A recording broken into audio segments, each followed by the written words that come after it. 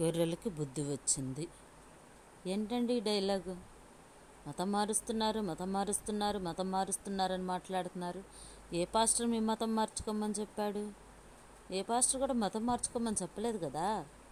అయినా గొర్రెల్లాగా క్రిస్టియన్స్ ఉన్నారు కాబట్టే అవతల వాళ్ళు అలా మాట్లాడగలుగుతున్నారు. అయినా మతం మారుస్తున్నారని మాట్లాడుతున్నారు. ఎవరు మతం మార్చుకోవాల్సిన అవసరం లేదే. యేసుక్రీస్తు నిజమైన దేవుడు, ఆయన నమ్ముకోండి అని చెప్తున్నాము. ఎవరు మార్చుకోమన్నారు మీ మతాన్ని? ఎవరు మార్చుకోమన్నారు మీ కులాన్ని? మీ బుద్ధి మార్చుకోండి, మీ పద్ధతిని సరి చేసుకోండి, అందరితో సఖ్యతగా ఉండండి. యేసుక్రీస్తు నిజమైన దేవుడు, రక్షకుడని చెప్తున్నారు, బోధిస్తున్నారు. అంతేగాని మతం మార్చుకోండి అని చెప్పి మారుస్తున్నారు, బలవంతంగా మారుస్తున్నారు, బాప్తీసాలు ఇస్తున్నారు. బలవంతంగా తాగే వాళ్ళని అడగండి, బలవంతంగా తాగించే వాళ్ళని అడగండి, బలవంతంగా వ్యభిచారంలోకి దింపే వాళ్ళని అడగండి. అలాగే బలవంతంగా వెట్టి చాకిరీ చేయించే వాళ్ళు ఉన్నారే, వాళ్ళని అడగండి. ఎందుకంటే వాళ్ళ గురించి శ్రద్ధ తీసుకోండి. ఈ మతం అనేది దేనికి సంబంధించిందో నాకైతే తెలియదు, కానీ ఈ యొక్క భక్తి అనేది మాత్రం మనసుకు సంబంధించిన విషయం.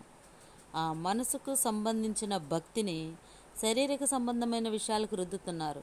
చాలామంది దరిద్రంలో, అవస్థల్లో, పనులు లేక, పస్తులుండి, పిల్లలతో కష్టాలతో, ఇరుకులతో, ఇబ్బందులతో శారీరకంగా నలిగిపోతున్నారే, వాళ్ళకు సహాయం చేయండి మీ ప్రజాసేవకులు ఎవరన్నా ఉంటే.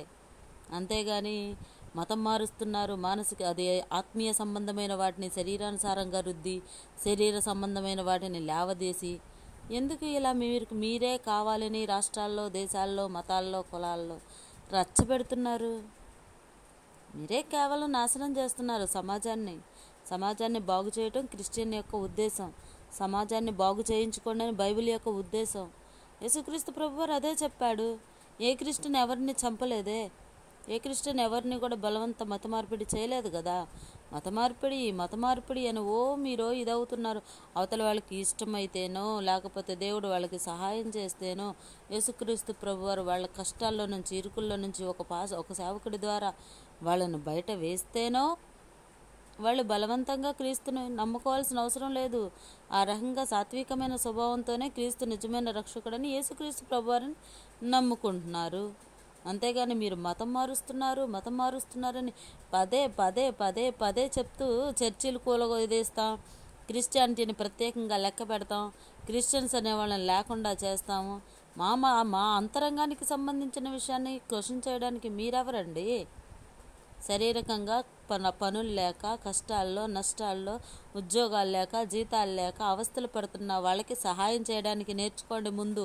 అంతేగాని మత మార్పిడి కాదు చేయాల్సింది మీరు.